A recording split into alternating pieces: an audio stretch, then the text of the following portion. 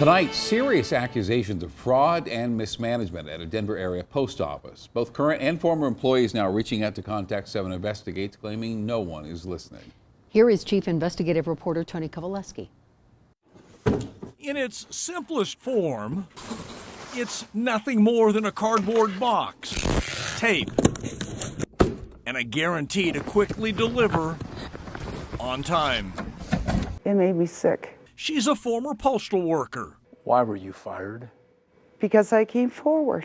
Kelly Scarzo says it was her commitment to delivering boxes and letters on time, her commitment to that guarantee, that ultimately ended her 10-year career as a mail carrier. Were you asked to scan parcels as if they were delivered when they weren't delivered? Yes. Once, twice, multiple times? I couldn't tell you how many times. Many, many times. She's talking about a secret culture that lived inside this Parker post office.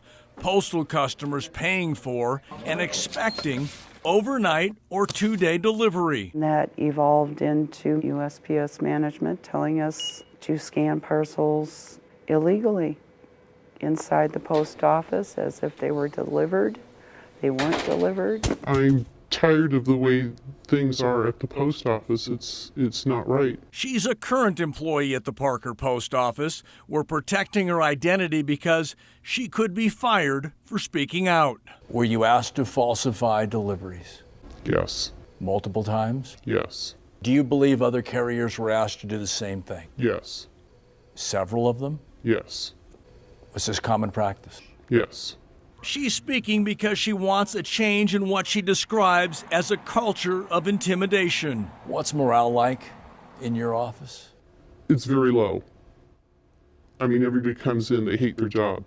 And this 2017 report from the Office of Inspector General appears to support the accusations. After conducting unannounced visits at post offices in 8 states, the report concludes the Postal Service was not accurately reporting delayed mail, and estimated mail processing facilities underreported late arriving mail by about 2 billion pieces. Sometimes they weren't delivered, they were delayed, they were somewhere else. But yet, the postmaster wanted those packages to show that they were delivered so that she could show a good score. When you were asked to cross that line, how'd you feel inside? You couldn't really feel because she would threaten your job. She? The postmaster. And accusations against the management at Parker's post office don't end there, including pressure to alter time cards. Why would you stay for overtime? We were forced to. You can't say no. And then you were asked to alter your time card? Mm-hmm. Mm-hmm. I don't get it. Well, if you're in fear of losing your job because you're going to say no, you just do that. A lot of them do that. Are there games being played with your time card? Yes. Current and former employees say they are not always paid for overtime hours they are required to work. Why is this happening? My feel on it is if they can get away with it, they will. So they don't have to pay you that money. And it looks better on the postmaster if she can keep her hours down on her staff and not spending more money.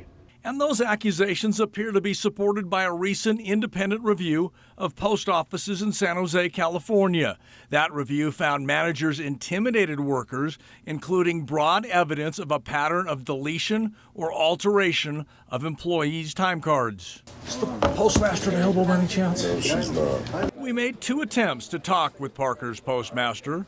Any chance the postmaster's available? Probably not. I can check.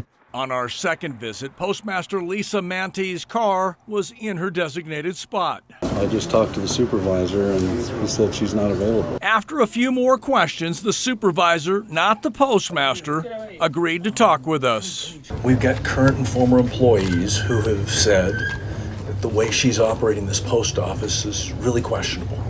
Okay. They've made some accusations that I'd like her to respond to. Okay. I'll give the message to her. That's all I can tell you. Okay, and you're supervisor here. Yes, sir. Do you know anything about the postmaster forcing employees to scan boxes and envelopes delivered when they weren't delivered? No. Do you know anything about her forcing employees to say they didn't work overtime when they did? She is not available. I'll have her call you. No answers and no phone call. Employees left frustrated with problems they say they can't get resolved. What needs to change? The way management manages the bullying, the threatening of your jobs, not being paid correctly. As long as I am able to tell this story, I'm hoping that other carriers will come out and speak up, because I know they feel the same way I do. That's why I'm here.